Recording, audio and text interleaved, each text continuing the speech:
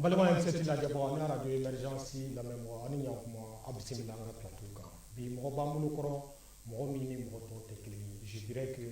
la télé M7 est aux anges aujourd'hui parce qu'avoir un médecin un docteur nutritionniste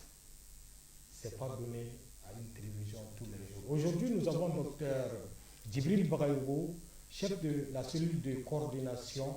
de la nutrition du ministère de la Santé. On va parler de nutrition, on va parler de la malnutrition, on va parler de la sous-nutrition. Bref, l'état de lieu de cette situation dans notre Mali, sa prise en charge dans la Constitution. Qu'en est-il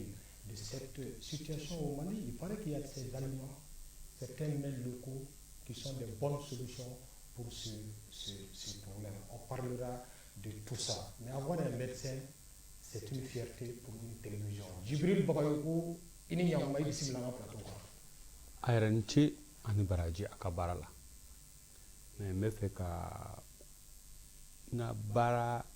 inte spécialité mais nga bara de ka Mali ka bulu. Ani Mali nyini fe ko sabati nutrition ko. La Mali surtout ni là. On est da chef d'équipe autour de cellule de coordination de la nutrition. D'accord. Mali fin ani Mali tabolo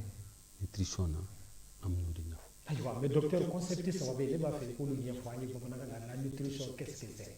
La sous-nutrition qu'est-ce que c'est? La malnutrition. Nous conceptons nous n'y a pas ni bon nga nga fondé. Bon, ne koni fait ni moko ko kute nutrition don ayaw job pon kan ka baji laje. Ni ji chaman bedo no kacha jim be boy o de be bafa o kuma nutrition fene beti ni ji chaman bora ani jim bedo ba jibeja bo kuma o de malnutrition mais abe fo fene ni nogote de ko tise ka ni pollution ni fon gar ni dogo tite o de malnutrition par carence o de ka gelena be namba foma anémie carence en iode carence en zinc ulu bɛɛ de ye mɔgɔw ɲɛ tɛ mun na mun bɛ mɔgɔninfin ka mɔgɔninfinya su don parce que ni jeli dɛsɛr'i la hali ni fura kɛr'i la a tɛ se ka mago ɲɛ fait ni bolo saba ni taabolo saba de ye nutrition jɔsen saba ye an ka jamana kɔnɔ n'i y'a jateminɛ bi Bamakɔ yan bi n'i ye muso ta n'i y'a ta kɛmɛ sarada ka taa se à peu près n'i y'a ta kɛmɛ i bɛ taa sɔrɔ kelen bɛ yen o farisogo ka bɔ a kan kojugu a b'a dɛsɛ ko caman na o ye koba ye mun bɛ tɛna ɲɛsin an ma mɔgɔw ɲɛ t'a la parce que an wulila tuma min na ça c'est l'obésité o de obésité ye bon anw denmisɛnnin ma yaroba tun bɛ da o tun ye muso mais bi a ka dɔn k'a fɔ yaroba bɛ kɔlɔlɔ de se mɔgɔ ma. A Heramacha. Docteur Nico Kika, l'état de lieu de la nutrition au Mali. A betuko di Mali bibina do foyer au Calais. Bon, ni ye au fort, il be jamana ni fou, ka denw fou, ka barakɛlaw fou, ka partenaire fou. Parce que ni ye diɲɛ tabi, gɛlɛya min bɛ diɲɛ kan, gɛlɛya min bɛ jamana ni yɛrɛ kan, k'a ye k'a fɔ jamana ni ka situation nutrition na a ka ɲi n'a fɛrɛ kɛrɛfɛ jamana caman o fana ka fɔ k'a fɔ bon bɛɛ de ye nutrition aw yɛrɛ sen b'a la parce que nutrition ye warikoba tɛ mais taabolo ko de don mɔgɔ dɔ bɛ yen ale t'a ka du balo ko kɛ a kungo ye bon mɔgɔ dɔ bɛ yen a bɛ se k'a ka du hali ni fɛn t'a bolo a bɛ fɛn mun sɔrɔ a b'o don a ka du denbaya la an bɛna se kuma dɔ ma n'o ye tile 1000 fɔlɔ mun fɔra bunahadamadenya la n'o ye fɛn gɛlɛnba ye o kan ka dɔn de ka ɲini ka dɔn mɔgɔw fɛ k'a fɔ muso kuma mun tun bɛ fɔ an baramɔgɔw fɛ ko ni ka ɲi a bɛ di kɔ de la mais a ju ye tile 1000 de ye. Les 100 jours, les 1000 jours. Les 1000 jours. Voilà, ce qui veut dire que les fenêtres d'opportunité des 1000 jours. Des 1000 jours. Qu'en est-il Moulou à Corée? Bon, au Corée, depuis den bɛ sigi don min na a ba so a ba ka woloso kɔnɔ fo ka taa se san 2 ma den ka mɔgɔninfinya ju bɛɛ de y'o ye. Cela veut dire que ni muso mun bɛ ne tɔɔrɔ aw bɛ taa mariage mondial la bɛɛ bɛ taa mais ni mɔgɔw bɔra mariage ma bɛɛ b'i kɔ don denmisɛnninw na o y'a to ma u t'a dɔn k'a fɔ ni muso ye kɔnɔ ta a kan ka tɔpɔtɔ cogo min na a ka balo kan ka tɔpɔtɔ cogo min na hali tɔɔrɔ ka baara kelen da o kan o bɛɛ kan ka bɔ a la pour que fɛn min bɛ bɔ aw la o ka kɛ fɛn ɲɛnama ye de ce fait k'a to la fo kana muso jigin a kan ka tɔpɔtɔ n'a jiginna fɛnɛ ka sinji gɛrɛ dɔrɔn d'a ma fo ka taa se kalo 6 la o kan ka kɛ n'a bɔr'o la k'a ta kalo 6 la fo ka taa se san 2 ma a ka dumuni kan ka sɛbɛntiya pour que dumuni fan ba bɛɛ ka ɲɔgɔn sɔrɔ a kɔnɔ parce que o tɛ k'a fɔ dɔ bɛ i b'a sɔrɔ a bɛ sogo dɔrɔn de don mais fo sogo fruits légumes nɔnɔ olu bɛɛ ka ɲɔgɔn sɔrɔ dumuni kɔnɔ pour que dumuni ka kɛ dumuni nafama ye den ma de fait n'o kuma tɛmɛna o b'a sɔrɔ den ka mɔgɔninfinya surtout a kunkolo yanfan jatu y'a yira k'a fɔ k'i b'a sɔrɔ n'i y'a jɔ 100 o 100 den bɛ se san 2 san 3 ma kuma min o y'a sɔrɔ a kunkolo n'a y'a sɔrɔ a ka développement ye 100% a ye 80% k'a la ça veut dire k'a ka mɔgɔninfinya tɔ bɛrɛ t'a la an ka cɛkɔrɔbaw b'a fɔ ko mɔgɔ bɛɛ b'i den dɔn a denmisɛnnin ma depuis a den n'a ma i b'a dɔn ce qui veut dire que fɔlɔ mɔgɔ ɲɛna k'a fɔ ko ninnu ye ko kuraw ye ko kuraw tɛ mais an ka dɔnni mun don an ka mɔgɔkɔrɔbaw tun bɛ kuma fɔ u b'a fɔ ka jɔfili de mais ils étaient plus scientifiques que nous scientifiques parce que olu b'a fɔ ten c'est une sorte de connaissance voilà mais u tɛna a bɛɛ ɲɛ f'i ɲɛna f'i yɛrɛ de ka voilà analogique ce qui veut dire que o de ye fɛn ye o kan ka jate minɛ k'a dɔn k'a fɔ bɛɛ ka mɔgɔninfinya ju bɛ sigi n'i kɔni ye furu kɛ i k'a dɔn k'a fɔ ni muso de bɛ den wolo ko kɛ i ka kɔ laban ce qui veut dire que n'a ye kɔnɔ ta dɔrɔn a kan ka kɛ fɛn ye mun bɛ yɛrɛ hami mun bɛ ɲɛ bɛ hami hali mun bɛ furukɛlaw yɛrɛ hami parce que den banabaatɔ mana bɔ a la den mana bɔ a la k'a fɔ k'a tɛ se ka baara kɛ den mana bɔ a la k'a tɛ se ka kalan kɛ a ka mɔgɔya tiɲɛna depuis a daminɛ bon o de la a fɔra ko nin tile 1000 mun fɔra an ka baloko ta ba la an b'a fɔ ko i ka si tɔ kɔnɔ nutrition ye fɛn dɔ ye depuis i b'i ba kɔnɔ fo ka taa se kaburu ma i mago bɛ balo la ça veut dire que nutrition bɛ bɛɛ de concerné mais kɛrɛnkɛrɛnyana k'a ta den b'a ba kɔnɔ a ka kalo 9 ka na se san 2 ma an kan ka o yɔrɔ kɛrɛnkɛrɛn a bɛ fɔ o de ma la u ka baloko u kan ka kɛ fɛn sɛgɛsɛgɛlen parce que baloko kɛrɛnkɛrɛnnen ye voilà tu vas voir que bon par exemple n'i y'a jateminɛ sisan mɔgɔw tɛ jiko jateminɛ ka ji sɔrɔ ji sanuma ji mun banakisɛ t'a la o ye koba ye parce que n'i y'a ye u bɛ mun bɛɛ bɛ mun dɔn ni u b'a fɔ ne ma ko jani y'a minɛ jani y'a minɛ i b'a sɔrɔ a bɛɛ caman ju ye kɔnɔboli de ou bien palu bon de ce fait o bɛɛ dun bɛ sɔrɔ ji de fɛ ji ye balo gɛrɛgɛrɛ dɔ ye mais ji yɛrɛ ka sanuya o fɛnɛ ye koba dɔ ye balo ka sanuya o fɛnɛ ye koba dɔ ye balo ka a suguya ka caya balo la pour que an b'a fɔ ma diversification o fɛnɛ ye koba dɔ ye nin bɛɛ de kan ka fara ɲɔgɔn kan dɔnniya la ka mɔgɔw la dɔnniya la par exemple n'i ko bi an ka alimamuw ma k'u ka kutuba kelen kɛ sinji gɛrɛgɛrɛ dili ma den ma fo ka se kalo 6 ma bon est ce que ani sariyatigiw bɛ ɲɔgɔn kɔ wa ani dɔnnibagatigiw bɛ ɲɔgɔn kɔ wa de fait n'an y'o nafa dɔn an ka bunadamadenya la an b'o kɛ taabolo dɔ ye pour que ka nin banba ka nin kɛ an yɛrɛ taabolo dɔ ye bon n'i y'a jateminɛ jamana nin kɔnɔ i ka nin miiri balo foyi ma ala ma mun dɔ d'a ma dɔɔni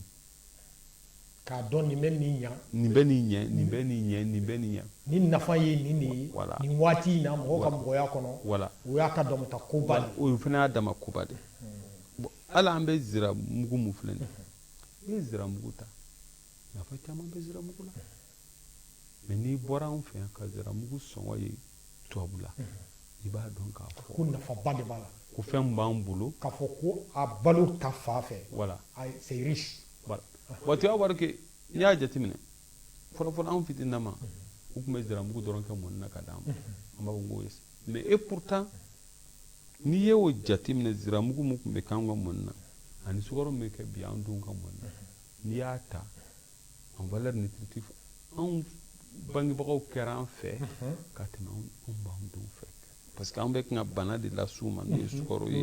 ye alors que dɔ ninnu tun bɛ ziramugu ta dɔrɔn k'a k'an ka fɛn na an b'a dun an bɛ taa bɔn ala a kolo a tigi kolo ka kɛnɛya o ka bon parce que sukaro filɛ nin ale bɛ mɔgɔ bonya de ani tulu bɔ voilà jaabi bon de fait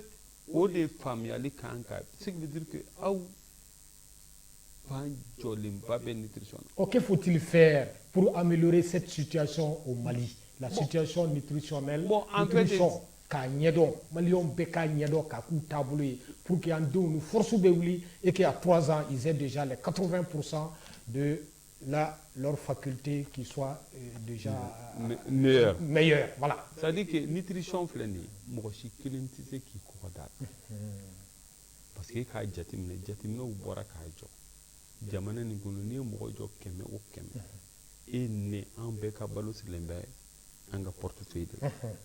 On dit que les Maliens déboursent 75% de leurs revenus. Bon, ça c'est l'économie du pauvre. Cela veut dire que voilà, jamana mun kɔnɔ sɔrɔ ma bɔli kɛ. A bɛɛ de bɛ taa an ka dumuni na. A bɛɛ de bɛ taa dumuni na. 75%. N'i y'o jateminɛ nutrition yɛrɛ fɔlɔfɔlɔ kan ka kɛ mun ye ka sɛgɛn kɔ don jamana na. Très bien. Cela veut dire que sɛgɛn bɛ kɔ don jamana na cogo di? Baara bɛ caya. Baara cayali a bɛ se ka kɛ fɛn caman ye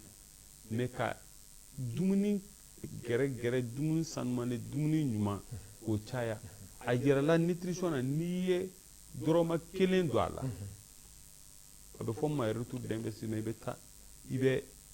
n'i ye $1 don a la i bɛ $16 de retour d'investissement ce qui veut dire que ale de bɛ se ka a bɛ nafa min lase i ma o kɔfɛ ale de bɛ se ka jamana bɔ nɔgɔ la kosɛbɛ cela veut dire que e k'a jateminɛ dɔrɔn bi Bamakɔ yan bɛɛ bɛ balo i sen fɛ mais n'a fɔra bi ko an b'a chiffre d'affaires jateminɛ k'a lajɛ a bɛ se ka emploi mun créer k'a lajɛ mɔgɔ min bɛ se ka balo a la mɔgɔ min ka sɔrɔ bɛ se ka yɛlɛma a la o de ye parce que ale filɛ nin ye n'i y'ale kɛ dɔrɔn a bɛɛ de bɛ hɛrɛ sɔrɔ a kɔnɔ bon e k'a jateminɛ n'i y'a jateminɛ bi nutrition fan gɛlɛnba bɛ musow de kan mais e ka bɔ k'i jɔ musow kelen pe de bɛ fɛn n'i ye fɛn fɛn de n'o ye aliment nutrition n'an ye fruits et légumes ta muso de b'a chaîne de valeur bara u b'a baara kɛ mais olu wari t'u bolo k'a san k'a dun olu yɛrɛ t'a dun u t'a nafa bɔ quoi a ko bɛɛ b'olu de bolo voilà alors que olu de bɛ foro la olu de bɛ sugu la u bɛ nakɔ forow la olu de bɛ nin bɛɛ kɛ mais i b'a ye ni mun tolila o de olu ta ye ce qui veut dire que nutrition kɔni ni jɔn minɛ jamana nin sera k'i yɛrɛ sɔrɔ k'a fɔ sɛgɛn dɔgɔyara plein emploi kɛra i b'a ye k'a fɔ nutrition ko a bɛ segin ka m'a fɔ n ko farikolo belebele tɛna na parce que jamana bɛɛ mɔgɔ si tɛ ka nutrition ko bɔ i ka problème na diɲɛ na i ye diɲɛ fan fɛn fɛn ta a bɛ fan bɛɛ mais anw de ta mun ka jugu an fan fɛ bi o ye jeli dɛsɛ bana ani mɔgɔ mun ka balo ko ma bɔli kɛ en fait an b'an ɲɛsin an ta de ma parce que nutrition bolo saba bɛ yen o ye endémique an fɛ yan anémie joli dɛsɛ o ye koba ye parce que n'i ye denmisɛnninw jɔ tan o tan i b'a sɔrɔ 8 bɛ o jeli ma bɔli kɛ n'i ye musow jɔ tan o tan i b'a sɔrɔ 6 bɛ o jeli ma bɔli kɛ en fait nin bɛɛ de b'a to an kan k'a lajɛ bon mun yɛrɛ ka jugu malnutrition na ko bɛɛ ye o ye mɔgɔ mun jɔ kun dama ma se c'est à dire k'a si sera san 5 n'a jɔ kun dama ma se c'est k'a ka mɔgɔninfinya c'est dire que i y'a ye en fait nin bɛɛ de kan ka dɔn parce que nutrition ye fɛn dɔ ye ni balo caman donna ka tɛmɛ i farisogo mago bɛ mun na a b'i bana n'a donda fɛnɛ dɛsɛra voilà ni balo caman bɔra bana ni kɔnɔboli ni fɛnw fɛ k'a sɔrɔ i farasogo mago b'a la o ye dɔ ye bon nutrition de ye bamanankan fɛn bɛɛ ka ɲi a hakɛ le juste milieu voilà ce qui veut dire que nutrition de y'o ye n'i ko i t'a dɔn dɔrɔn e k'a jate minɛ dɔrɔn ni fɛn fɛn tɛmɛna a hakɛ a bɛ tiɲɛni kɛ a bɛ tiɲɛni kɛ n'a dɛsɛra fɛnɛ ni jizɔn donna a ka tiɲɛni de ka ca n'a ka ɲɛli alors que an bɛɛ bɛ ni ji dɛsɛ fɛnɛ nana ni ji dɛsɛ nana mais docteur pensez-vous que le Mali va prendre cette situation dans sa vraie dimension bon le Mali a n'a fait n'i ye jamana in lajɛ ne bɛ foli di jamana in mɔgɔ bɛɛ ma depuis togodalakaw fo kana se parce que jamana u bɛ farafinna u ka sɔrɔ ka bon u ka hɛrɛ ka bon u ka ko bɛɛ ka ɲi n'an tɛ mais an tɛna jamana tɔgɔ fɔ mais anw ye mun kɛ nutrition ko la foli k'an kɛ parce que taabolo yirala mɔgɔw la. Oui, mais parce que l'école de médecine est au Mali. C'est parce que tous les Africains viennent à l'école de médecine. Parce que les meilleurs médecins sont formés au Mali. Monsieur Bagayoko, quelque part. Mais peut-être vrai. Nutrition problème est mieux. Olu bɛɛ ka ɲi mais ni musow sera don o don ka s'u yɛrɛ kɔrɔ u ka jardin na k'u ka tobi parce que a yira la ni cɛ ye 20 sɔrɔ a ka ca ala fɛ 10 a b'o bila du kɔnɔ nasɔgɔ ko voilà ayi 10 de bɛ to du kɔnɔ mais ni muso ye 20 sɔrɔ 16 bɛ to du kɔnɔ bon alors que du de fɔra i y'a ye ni muso sera parce que nutrition yɛrɛ fɛnɛ belebeleba dɔ ye ka musow s'u yɛrɛ kɔrɔ parce que olu filɛ nin ye c'est pas parce que u tɔɔrɔlen bɛ malnutrition na mais olu de bɛ se k'a ko bɛɛ yɛlɛma parce que ne y'a jateminɛ an denmisɛnninma école dɔ tun bɛ yen a tun bɛ fɔ a ma enseignement économie familiale. économie familiale. bon o de b'a muso degi hali ni se t'a cɛ ye a bɛ se ka le quotidien a bɛ se k'a gérer cogo min bon bi na n'i y'a jateminɛ anw ka fɛn bɛɛ ye mondial. Ça veut dire que dépenser ka bon soroma et puis alors que ni nutrition i bi nasɔgɔ ba bɔ nka dumuni min bɛ dun a nafaba tɛ a la mɔgɔ farikolo kan. ce qui veut dire que n'i y'a jateminɛ i bɛ se ka n bɛ se ka kuma dɔ f'i ɲɛna n b'a fɔ i ka da la peut-être se bɛ mɔgɔ mun ye bi olu de ils sont les plus malnutris. Ils sont les plus exposés à la malnutrition. Ce qui veut dire que parce que e k'a jateminɛ an ka région yɛrɛ dɔ bɛ yen a balo ka bon ni région tɔw ye nka les gens sont. oui mais parce que faamuyali ma kɛ o i bɛ kun ka yɔrɔ min fɔ nin ni tomati tolila o de bɛ dun so kɔnɔ mais tomati ɲuman o bɛ taa feere. u bɛ taa feere. ka ɲuman kun siya voilà kun mana toli o de bɛ dun so kɔnɔ kun ɲuman bɛ taa feere pomme de terre mana toli o bɛ dun so kɔnɔ a ɲuman bɛ taa feere bon mɔgɔ bɛ se ka hɛrɛ kanu ni mɔgɔ wɛrɛ ye cogo di. ka tɛmɛ sɛgɛn de bɛ nin sɛgɛn min kɛ mais docteur est-ce que e dalen don a la sini ma sini kɛnɛ ma ko Mali bɛ na nin dimension in ta dans sa constitution est-ce que on va constitutionnaliser la nutrition au Mali pour que chacun puisse bénéficier c'est un droit c'est un droit reconnu aux citoyens maliens pour que désormais oui la constitution est un acte juridique ne tɛ juriste mais ne kɔni b'a dɔn jamana mun filɛ nin ye. Vous faites le lobbying, vous faites voilà, le plaidoyer. On va faire le plaidoyer pour ça. Ça fait partie de nos engagements. Je sais que ce soit le droit à l'alimentation et à la nutrition, le droit à l'eau, le Mali a fait beaucoup, même sans qu'on prenne l'acte. Parce que quand tu prends aujourd'hui le droit d'accès à l'eau, 70% des Maliens ont de l'eau. Oui. Ce qui veut dire qu'au final des nutritions, l'eau potable. L'eau potable. Ne bɛ ɲamana ne ka so kɔnɔ ne woro bɛna sɔrɔ 4000 voilà ça veut dire que o fana ka fɔ k'a fɔ ko jamana ye belebele kɛ jiko la voilà parce que ne ye 200 litres ta ka bɔ bada la k'a don katakatanin kɔnɔ ka se ɲamana n'i ma 400 sara ayi dɔ t'a se 400 t'a la alors que bi worobina bɛ di mɔgɔw ma o fana ye jamana jɔyɔrɔ dɔ o dun de fana ye nutrition belebele parce que l'eau est à la fois aliment mais source aussi de malnutrition. De malnutrition. C'est ce progrès que les gens voient ni de nutrition yɛrɛ parce que ni ji gɛrɛgɛrɛ dira bɛɛ ma i b'a ye a ko bɛ nɔgɔya ni mɔgɔw bɛ mais an ka problème ye min ka bɔ worobinɛ da la ka se da la Mais docteur, Ouais. à Forako Doumounifin Dobé, il y a des mets qui sont de très bonnes solutions à ce problème. Doumouni Dobé, nous irons savoir pour que la nutrition kabama moya kono. Et il faut tu vois. Ni ye an ka musokɔrɔbaw ta n t'a fɔ bi an musow tɛ se tobili la dɛ mun tun bɛ fɛn mun dilan c'était des experts en nutrition. En nutrition. Parce que Tobita bɛɛ de bɛ nafa lase. voilà i bɛ fɛn fɛn ye balo la bon e ka mɔrɛnga to u b'a fɔ ma basi muguni i ka nin miiri nafa si ma quand même dɔnniyaw ye mun yira a fan bɛɛ bɛ nafa ɲɛ mɔgɔ la mais alors que u bɛ an ka sow kɔnɔ mɔgɔw t'o fɛ. An t'o fɛ. Pain de singe ziramugu n'i y'o ta kelen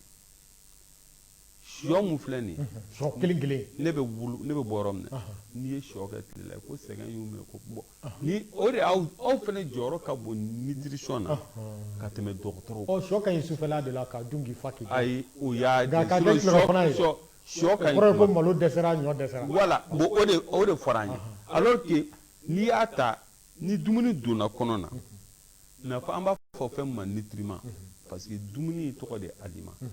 nutriment o ye jeli bɛ mun ta ka bɔ dumuni la a ɲuman yɔrɔ. voilà k'a kɛ ka farisogo nafa o mun bɛ sɔ la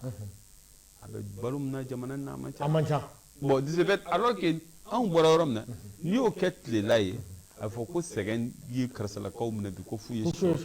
sigi siya kɛ bon de ce fait nin bɛɛ de ye nutrition faamuyabali parce que o de y'a kɛ mɔgɔ si kelen tɛ se k'i kɔ da la parce que ne ye wari sɔrɔ sisan don o don e bɛ sogo de dun bon ne dun ye sogo dun a ma i bɛ kan u bɛ gasi min lase i farikolo ma o bɛ kan gasi min lase i ma nka n'i b'i ka basi n'i ka to voilà tu vas voir que mun b'o dun o bɛ kisi ka tɛmɛ kan bon cela veut dire que ko caman de gulonni parce que nutrition en fait ne kɔni bɛ nutrition fɔ mun na dɔrɔn nutrition est développement de. Ah, c'est à la base du développement. C'est le développement même. C'est le développement. Docteur Ika Kumaka Laba Fayana par rapport à la nutrition en Watiba. Bon, ne kɔni bɛ mun f'i ɲɛna a ka mɔgɔw k'a dɔn k'a fɔ ko fɔlɔ fanga de tun bɛ wari sɔrɔ mais bi hakili de bɛ wari sɔrɔ. Hakili de bɛ wari sɔrɔ. Bon n'i dun ka mɔgɔninfinya ma dafa k'i kunkoloso dafa k'a kɛ komi mɔgɔ mun b'a to bi i bɛ se ka. Ka wari yɛrɛ ɲini cogo ɲuman calcul. Voilà i b'a ye e ta bɛ kɛ diɲɛlatigɛ la bi tɔ k'a jɛ. I b'a sen minɛ a busobaw ye. Voilà bon de ce fait an dun diɲɛ bɛɛ ɲɛ b'a la an bɛ salle mun kɔnɔ nin an bɛ diɲɛ mun kɔnɔ mɔgɔ b'i to yan bi ka diɲɛ ko bɛɛ kɛ k'a sɔrɔ a y'i ma bɔ i sen bon de ce fait o b'a yira k'a fɔ diɲɛ kalala ka don ɲɔgɔn na de ce fait ani mun bɛna kɛlɛ kɛ baarako nɔfɛ sɔrɔko nɔfɛ hakili kelen pe de b'an bila u ɲɛ ou bien hakili kelen pe de b'an bila. Sinon an bɛɛ ye kelen. An bɛɛ ye kelen. Ayiwa an balima M7 lajɛ k'a fɔ mɔgɔ ka mɔgɔya bɛ dilan i tile ba kelen kɔnɔ ka na se i wololen san 2 kɔnɔ o kɔnɔ i ka hakili a bɛ développer 80% de ton mɔgɔya o bɛɛ bɛ dafa o waati kɔnɔ an kana tulonkɛ den ka baloko la denba depuis den ma wolo a ka baarako ni a ka tɔgɔtɔgɔ cogo jateminɛ ka kan ka kɛ nin bɛɛ la mais o bɛɛ kɔfɛ les nutriments a ko ten k'o de ye dumuni joli mago bɛ min na o bɛ sɔrɔ cogo di o bɛ sɔrɔ an ka duntaw de la o ka kan ka sɛgɛsɛgɛ dɛ ka sɔ dun kosɛbɛ ka to dun ka ziramugu dun o n'a dumuni ɲɔgɔnnaw olu de bɛ kɛ sababu ye an ka mɔgɔya bɛ dafa a hakili bɛ jɛ a diɲɛ bɛ ka gɛlɛya dɛ n'i tɛ se ka baara kɛ n'i kunkolo ye n'i hakili tɛ se ka baara kɛ i tɛ foyi sɔrɔ k'an bɛn siɲɛ wɛrɛ. Merci.